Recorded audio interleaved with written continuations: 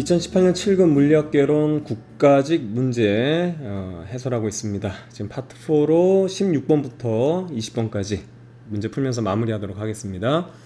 자, 우선 16번부터 볼게요. 열 효율이 0.4인 열기관이 고온 열원에서 열을 흡수하여 한 순환 과정 동안 일을 한 후에 저온 열원으로 600J의 일을 방출한다. 그러니까 사실은 600을 이제 버린 거잖아요. 이 과정에서 열기관이 수행한 일을 물어봤는데 결과적으로 열 효율이 0.4라는 얘기는 0.6을 버렸다는 얘기죠. 0.4는 일을 했다는 얘기니까. 그러니까 원본 소스가 얼마인지 모르겠는데 0.6 한 개 600줄이니까 이게 쉽게 말하면 버린 게 600 나왔으니까 원본 소스는 1000이라는 얘기잖아요. 그럼 이제 실제 얘가 하는 거는 수행한 일을 물어봤으니까 0.4 일을 한다고 그랬잖아요. 효율이. 그러니까 여기 0.4 곱해주면 얼마가 되죠? 400줄. 예, 이렇게 해서 3번 이게 정답이 되겠습니다. 자, 이어서 17번 문제 볼게요. 그림과 같이 속이 빈 무한히 긴 원통 모양이에요. 자, 긴 원통이에요. 도선의 전류 I가 흐르고 있습니다. 원통의 안쪽 지름이 반지름이 A, 그 다음에 바깥쪽 반지름이 B로 이렇게 주어져 있고요. 전류의 분포가 균일하다고 되어 있어요. 원통 중심으로부터 거리가 R인 원통의 내부에서, 자, 요겁니다. 요거 A와 B 사이에 자기장의 세기를 물어봤어요. 자, 그 다음에 여기 보면 뮤제로는 진공의 투자율이라고 이렇게 주어졌죠. 그러니까 이게 이제 있잖아요. 문제를 볼 때 이런 문제가 이제 주어진 시간 안에 여러분들 이걸 해결하려면 이거 적분 못합니다. 이 자리에서. 그렇죠? 그래서 이게 긴 원통형 도체의 이제 내부 자기장과 외부 자기장을 알고 있느냐 이걸 묻는 거지. 이걸 여기서 이거 적분해서 어떻게 이걸 유도해요? 결과적으로 이제 암페어 법칙 형태로 나타나는 거잖아요. 그래서 여러분 요거를 미리 공부를 해봤냐 안 했느냐 이제 이걸 이 시험장에서 이제 묻는 거지. 그 보세요.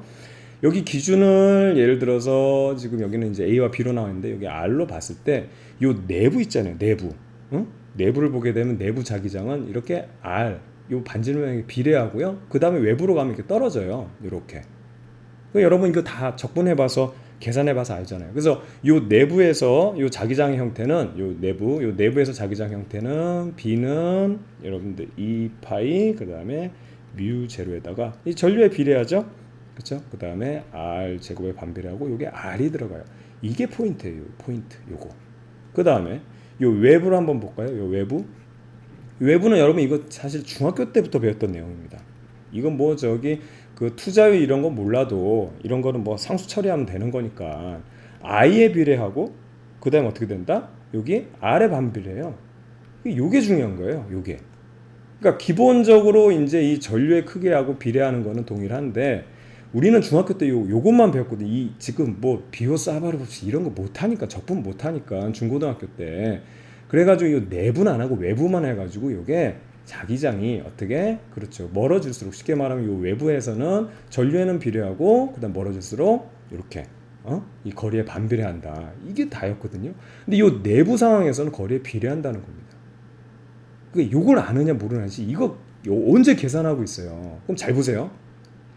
얘랑 요 만나는 점이 여기잖아요. 그럼 요 사이 안에서의 지금 자기장을 구하는 거니까 결과적으로 요 안쪽에서는 R이고요. 그 다음에 바깥쪽에서는 R분의 1이에요.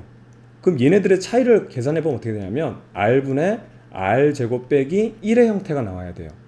거기서 무슨 A제곱 빼고 B제곱 빼고 막 이런 거 해야 되는데 그게 아니라 이런 형태가 나와야 된단 말이에요. 지금 요 사이 안에서. 그럼 보세요. 그럼 말도 안 되는 거고 R 들어가 있죠? 근데 여긴 R제곱 아니죠? 여기 보세요. R제곱 들어가죠? 틀렸죠? R 들어있고 R제곱 나와있죠? 이게 4번 정답이에요. 이렇게 찍어야 되는 거예요, 여러분들. 여기서 이거 계산하고 있습니까?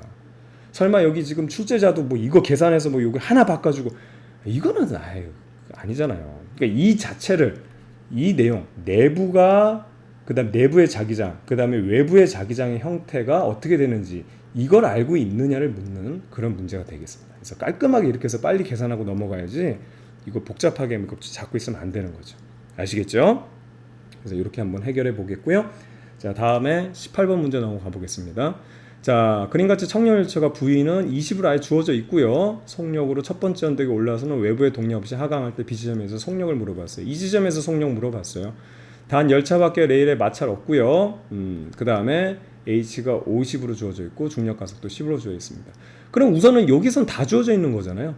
이 부분에서 역학적 에너지가 다 주어져 있는 거예요. 역학적 에너지가 얼마냐면 여기 역학적 에너지가 운동 에너지부터 계산해 보게 되면 2분의 1 질량을 그냥 1로 놓을게요. 어차피 요 안에서 같은 애 가지고 하는 거기 때문에 V가 20으로 주어져 있어요. 이거죠. 그 다음 이때 포텐셜 에너지는 1, 그 다음에 중력 가속도 H가 50으로 주어져 있습니다. 이게 역학적 에너지예요. 이 값이. 그렇죠? 그럼 B에서 역학적 에너지를 우리가 계산해 보게 되면 이때 운동 에너지는 모르겠어요. 근데 이때 포텐셜 에너지를 얼마 가지고 있냐면 운동 에너지는 모르겠지만 포텐셜 에너지를 얼마 가지고 있냐면 뭐 이것 저기 1에다가 10에다가 이제는 아까 25잖아요. 절반이니까. 그렇죠? 그럼 이때 이제 속력을 구하니까 이때 운동 에너지를 구하면 되니까 이 역학적 에너지에서 뭐 역학적 에너지 보존이라서 이거 갖게 놓는 거나 아니면 사실은 이만큼에서 지금 원래 포텐셜 에너지가 이만큼 없어졌죠? 그게 운동 에너지로 다 전환됐을 거 아니에요. 그래서 이 값에서 이걸 빼면 됩니다. 이거 계산해 주면 얼마가 됩니까? 이거 200이고요. 400에서 2 나누니까. 그다음에 요거는 500이죠. 그렇죠? 그래서 총 700에서 요거 250 빠지는 거죠. 400. 그래서 여기서 250이 빠지면 이게 이제 운동 에너지가 되는 겁니다. 그렇죠? 그럼 이게 450이니까 2분의 1 곱하기 1 곱하기 V제곱이 그러니까 이거 900이잖아요. 그럼 V제곱 얼마 나오겠어요? 30 나오죠? 30. 그래서 3번에 30 이렇게 체크하면 되겠습니다. 자, 그 다음에 19번 문제 넘어가도록 할게요. 자, 19번 문제입니다. 파장이 800나노미터로 주어진 빛을 어떤 금속 표면에 쪼일 때요, 방출되는 전자의 속력이 이렇게 나왔대요. 이 금속의 차단 파장에 가까운 값을 구하라고 했으니까 단 전자의 질량 주어져 있고요, 플랑크 상수와 빛의 속력의 곱 하씨가 이렇게 주어져 있다. 이게 이제 여러분 광전 효과인데요. 결과적으로 뭐 얘기하냐면 튀어나온 광전자의 운동 에너지를 물어보고 있어요. 그렇죠? 그래야지 지금 이 상황에서요, 전자의 속력하고 이런 것들 이제 적용해 볼 거 아니에요. 그럼 이건 뭐냐면 결과적으로 받은 심부름 값에서 물건 값을 뺀 거죠. 이거 선생님이 이론 강의에서 심부름 광쌤의 그 심부름 모델로 설명했죠. 광전 효과. 그러니까 전자가 가지고 있는 에너지라는 거 하면 내 용돈이라는 것은 부모님이 준 그 심부름 값에서 물건 값을 뺀 나머지가 내 돈이 되잖아요. 근데 차단 파장을 구하라는 얘기는 뭐냐면 물건 값에 대한 파장 구하라는 얘기거든요. 이해가죠? 이거 물건 값은 어떻게 나타내냐면 결과적으로 뭐 심부름 값에서 내가 챙긴 돈, 내 용돈 뺀 만큼이 사실은 물건 값이라는 얘기잖아요. 그럼 다 됐지 뭐. 이제 문제는 뭐냐면 이게 좀 지저분하게 이게 진동수로 안 주어지고 파장으로 이제 주어진다는 얘기죠. 그럼 파장으로 바꾸면 되죠. 하시에다가 파장 빼기 2분의 1 mv 제곱이고, 이것도 이제 차단 파장이라는 얘기는 이제 물건값의 파장이니까 하시에다가 요 파장을 우리가 구하면 되는 거예요. 그럼 요거 그대로 계산해 볼게요. 하시가 얼마로 주어져 있냐면 지금 문제에서 여기 하시 이렇게 주어져 있죠. 2 곱하기 10의 마이너스 25고요. 그렇죠? 그 다음에 요 파장이라는 거 지금 8나노미터예요. 8나노미터. 그럼 8 곱하기 10의 마이너스 9 되겠죠. 그렇죠? 빼기 2분의 1에다가 전자 질량 얼마로 주어져 있습니까? 9예요. 9. 여기 보면 9 곱하기 얼마입니까? 10의 마이너스 31 주어져 있고, 속력 주어져 있죠? 얼마예요? 속력은 요거 6 곱하기 10의 5승. 그래서 6 곱하기 10의 5승에 그 다음에 전체 제곱을 해줘야 되죠. 전체 제곱. 이거 전체 제곱. 이거 가로가 안 그려지네요. 자, 끝인가 봐요. 여기 인식을 못해요. 이렇게 요거 계산해 주면 되고, 여기서도 보면 하씨라는 게 여기 주어져 있죠. 2 곱하기 10에 마이너스 25 그대로 주어져 있고, 여기 파장 요겁니다. 그래서 차단 파장을 구하라고 했잖아요. 요거. 그러니까 요거예요. 요거. 물건값의 파장.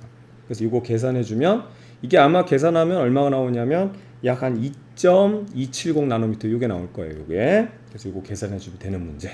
이렇게 해결하면 되겠습니다. 자, 이어서 마지막 문제 볼게요.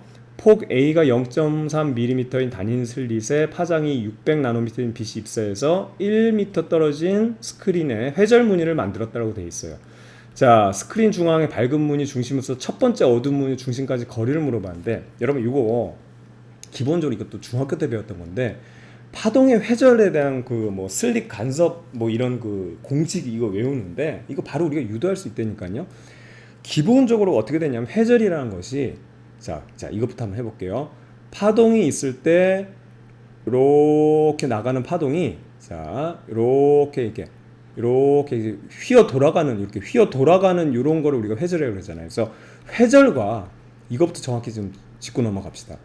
정반대 개념이 직진이에요. 직진. 그래서 회절과 정반대 개념이 뭐냐면 파동이 이렇게 여기서 이렇게 들어왔을 때 이렇게 직진하는 거예요. 여기 직진. 근데 얘가 직진 안 하고 옆으로 이렇게 퍼져 나가거든. 이렇게 퍼져 돌아서 이렇게 나가거든. 이게 회절이거든요. 그래서 회절이 잘 될 조건이 뭐냐면 파장이 길수록 얘가 이게 휘청휘청 갈수록 잘 돌아 나간다는 얘기고, 그다음에 요 틈 있죠. 틈은 어떻게 좁을수록이에요. 그럼 반대로 직진 잘 될 조건 한번 살펴보면 어떻게 됐어요? 파장이 짧을수록 다다다다다다 하면서 직진한다 이거야. 그쵸? 그 다음에 틈이 넓을수록, 틈이 넓어버리면 얘가 이렇게 오던, 자 여기서부터 이렇게 들어오던 파동이 쉽게 말하면 틈이 아예 없다고 해봐. 그럼 그대로 직진해 나갈 거 아니야. 근데 여기가 틈이 좁아버리면 여기, 자 틈이 여기서 이렇게 좁아버리면 여기서 새로운 전파원 같이 돼가지고 여기서 이제 퍼져 나간다는 거예요. 이 와이파이가 되잖아요. 와이파이 기호. 아시겠죠? 그러면 지금 여기서 말하는 거는 회절 무늬를 만든다 했기 때문에 이 조건을 그대로 쓰면 돼요. 중학교 때, 고등학교 때 배웠던 조건을. 이해가죠? 그럼 이 회절 무늬에서 그 중심까지 거리라는 것은 얼마큼 회절이 잘 되느냐니까, 파장이 길수록 회절 잘 되죠. 그럼 위에 붙여야 돼. 얘가 클수록 이게 쉽게 말하면 이 거리가 넓어질 거니까 회절이 잘 될 거니까. 반면에 D는 얘가 커질수록 회절이 안 되죠. 그래서 얘 뒤에다 붙여놓는 거예요. 아, 이 글씨가 뭐 이래. 됐죠? 그래서 얘가 작아져야지만 회절이 잘 되는 거고, 얘가 커지면 회절 안 되는 겁니다. 됐죠? 거기다가 또 하냐면 스크린 사이의 거리가 멀어질수록 더 이 거리가 가면 갈수록 회절이 더 잘 될 거 아니에요. 이해가죠? 아, 여기서 여기까지 관찰하면 여기서 뭐 회절될 뭐 그게 뭐 얼마만큼 되겠는데, 멀리 가면 갈수록 회절되는 그 역량이 훨씬 넓어지겠죠. 그렇죠? 그래서 이것도 비례한다는 사실. 그래서 선생님 지저분하게 썼긴 했지만 결과적으로 이 회절에 대한 기본적인 내용만 알아도 이 공식을 외우는 게 아니라 바로 이렇게 적용이 되는 거예요. 이해갑니까? 자, 그럼 요거 한번 그대로 적용해 볼게요. 자, 요 델타 x인데 델타 x는 L이 얼마로 주어졌냐면 1로 주어졌고요. 곱하기 파장 얼마로 주어졌어요? 600나노미터예요. 그래서 6 곱하기 10의 마이너스 9 이렇게 해주면 되겠고, 그 다음에 요거 슬릭 간격 0.3mm죠. 그래서 0.3 그 다음에 곱하기 10의 마이너스 3 하면 딴 거 필요 없고 3하고 6 나눠주면 2 나오죠. 그럼 2짜리 찾으면 돼요.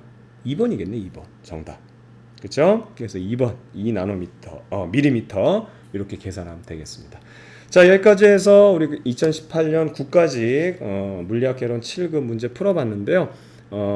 좀 여러분들 글쎄요, 뭐 난이도 뭐 좀 어려운 문제는 어렵다고 생각할 수도 있는 부분인데 전반적으로 기본적인 내용 나왔습니다. 그러니까 알고 있느냐 모르고 있느냐 이걸로 이제 구분된다고 생각하면 되겠고요.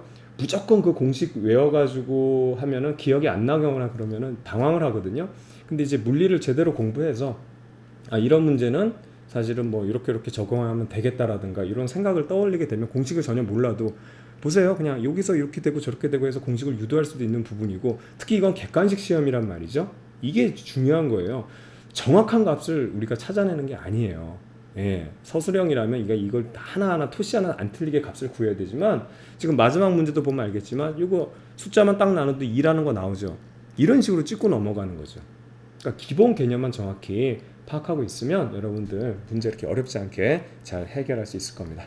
자, 고생 많았고요. 지금까지 저는 여러분의 강쌤 이광조였습니다. 다음 또 강의에서 만나도록 하겠습니다. 여러분들 수고했습니다.